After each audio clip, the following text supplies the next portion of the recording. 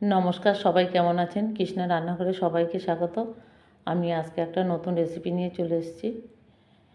রেসিপিটার নাম হচ্ছে ডিমের ধোসা। আপনারা আমার সঙ্গে থাকুন, দেখতে থাকুন। আমি একটা পাত্র নিয়ে নিলাম, তার মধ্যে আমি 100 গ্রাম সুজি নিয়ে নিলাম, 50 গ্রাম চালের গুঁড়ো, যা সুজি তার হাফ হচ্ছে চালের গুঁড়ো, তার হাফ ময়দা 25 গ্রাম, 50 গ্রামের মতো টক দই দিয়ে দিলাম,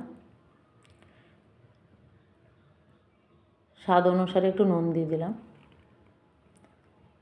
এবার একটু জল দিয়ে দিচ্ছি। জল দিয়ে আমি খুব ভালো করে মিশিয়ে নেব। একসঙ্গে বেশি জল দেওয়া যাবে না, আবার একটু জল লাগবে, আবার একটু দিয়ে দিলাম।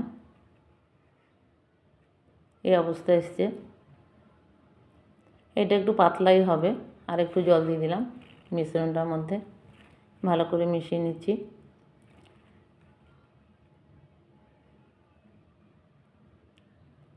এই দেখুন, এইভাবে আমি পাতলা করে নিয়েছি মিশ্রণটাকে।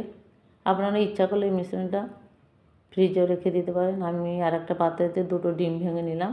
ডিমের জন্য স্বাদ অনুসারে নুন নিয়ে নিলাম, একটু লঙ্কা গুঁড়ো দিয়ে দিলাম, আর একটা পেঁয়াজ কুচি, একটা কাঁচা লঙ্কা কুচি দিয়ে দিলাম, একটু ধনেপাতা কুচিও দিয়ে দিলাম। দিয়ে এবার ভালো করে ফেটিয়ে নেব। একটু 8-10টা কারি পাতা দিয়ে দিলাম। ভালো করে ফেটিয়ে নিচ্ছি। দিয়ে পাশে যে মিশ্রণটা বানিয়ে নিয়েছিলাম সেই মিশ্রণটা এর সঙ্গে মিশিয়ে নেব। আপনারা ইচ্ছা করলে মিশ্রণটাকে ফ্রিজে রেখে দিতে পারেন 5-7 দিন, পরে যখন ইচ্ছা হবে তখন বানিয়েও খেতে পারেন।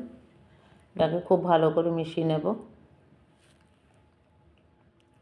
দেখুন, এইভাবে আমি পাতলা করে নিয়েছি। একটু পাতলা করলে খেতে ভালো হয়। দিয়ে গ্যাস অন করে আমি একটা তাওয়া চাপিয়ে দিলাম। আমি তার মধ্যে একটু তেল ব্রাশ করে দিলাম। আমার কাছে ব্রাশ ছিল না, আমি একটা বেগুন কেটে বেগুনের বোটা দিয়ে ব্রাশ বানিয়ে নিয়েছি। এটা আমার শাশুড়ি মায়ের কাছে শেখা। তার মধ্যে আমি মিশ্রণটা দিয়ে দিলাম, আর মিডিয়াম আঁচেই থাকতে হবে। 1 মিনিটের মতো আঁচটাকে মিডিয়ামে রাখবো। 1 মিনিট পর ফিরে আসছি। ওপর দিয়ে আবার একটু তেল ব্রাশ করে দিচ্ছি। এটাতে খুব একটা তেল বেশি লাগে না, এটা রাতের খাবে। দেখুন, এবার 1 মিনিট পর আমি আবার উল্টে দিলাম। এইভাবে আমি লাল করে ভেজে নিলাম। আপনারা ইচ্ছা করলে আরেকটু লাল করে ভেজে নিতে পারেন। এই খাবারটা ভীষণই হেলদি খাবার, রাতের খাবার বা সকালবেলা জল খাবারই খুবই ভালো হয়।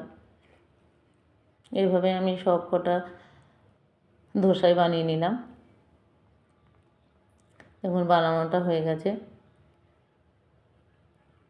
আপনারা এইভাবে একবার বানিয়ে দেখবেন। এটার সঙ্গে নারকেলের চাটনি বা বাদামের চাটনি দিয়ে খুব ভালো লাগে, টমেটো চাটনি দিয়েও ভালো লাগবে।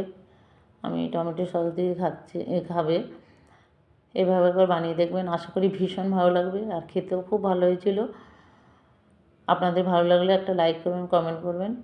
আর ইউটিউব থেকে দেখলে আমার ইউটিউব চ্যানেলের নাম কৃষ্ণা রান্নাঘর, ইউটিউব চ্যানেলটিকে সাবস্ক্রাইব করে নেবেন।